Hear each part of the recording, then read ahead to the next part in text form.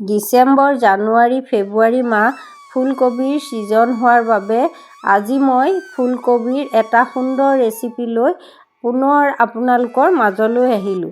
তাৰ বাবে মই 400 গ্ৰাম ফুলকবি সমান চাইজত কুটি ভাল ধৰণে ধুই লৈছোঁ।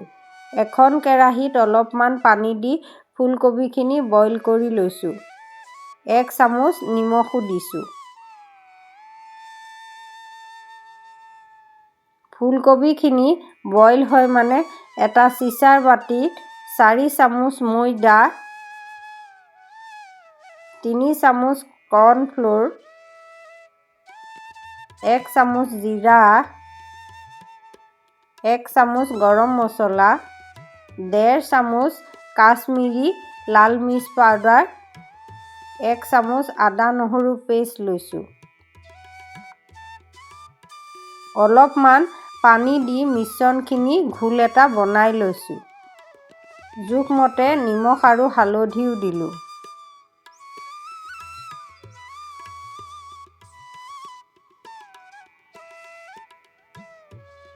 অন্যফালে ফুলকবিখিনি সামান্য গৰম হোৱা যেন দেখিলত এখন থালত পানীৰ পৰা উঠাই ল'লোঁ। গেছত অন্য এখন কেৰাহী পাতি জোখমতে তেল দিলোঁ।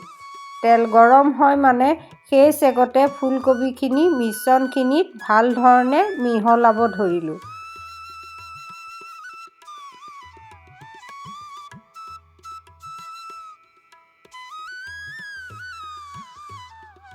তেল গৰম হ'লত এপাহ এপাহকৈ ফুলকবিখিনি দি ভাজিব ধৰিলোঁ।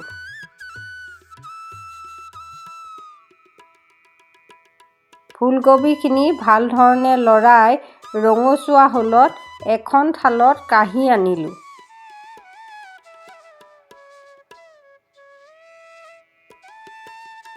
এনেদৰে মই বাকীখিনি ফুলকবিও এপাহ এপাহকৈ দি ৰঙচুৱাকৈ ভাজি ল'লোঁ।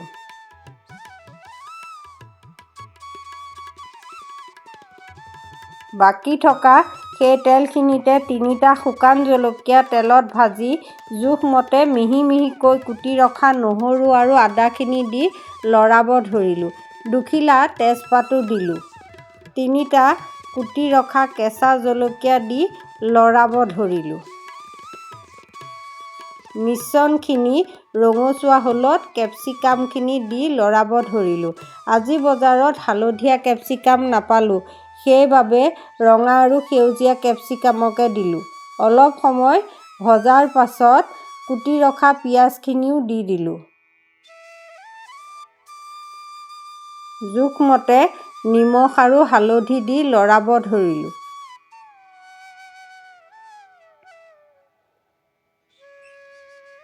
এক চামুচ জালুকৰ গুড়ি, 1 চামুচ কাশ্মীৰী লাল মিৰ্চি পাউডাৰ, 1 চামুচ গৰম মছলাৰ গুড়ি দি দিলোঁ। মছলাখিনি সিজিবৰ বাবে চাহ খোৱা কাপে 1 কাপ পানী দি লৰাব ধৰিলোঁ। উতল আহিলত 1 মিনিটৰ বাবে ঢাকনখন লগাই আকৌ উঠাই ভালকৈ লৰালোঁ।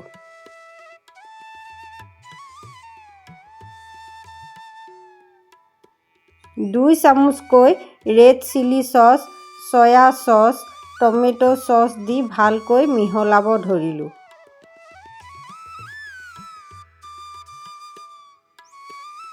এক চামুচ কৰ্ণফ্ল'ৰ সামান্য পানীত গুলি তাতে দি দিলোঁ। ভালকৈ মিহলাই অলপমান কুটি ৰখা পিঁয়াজ পাতখিনি দি দিলোঁ। মিশ্ৰণখিনি ডাঠ হৈ আহিলত ফুলকবিখিনি দি ভালকৈ তল ওপৰ কৰি লৰাব ধৰিলোঁ।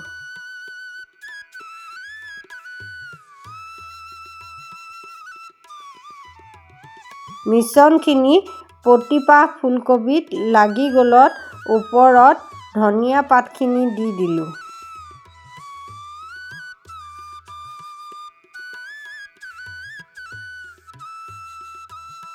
1 মিনিটমান ভালকৈ লৰাই ঢাকনখন লগাই গেছটো অফ কৰি দিলোঁ। এয়া দেখিলেনে, আজি আমাৰ চিলি ফুলকবি ৰন্ধা হৈ গ'ল। আপোনালোকেও এনেদৰে বনাই নিজে সোৱাদ লোৱাৰ লগতে আনকো সোৱাদ দিব পাৰিব।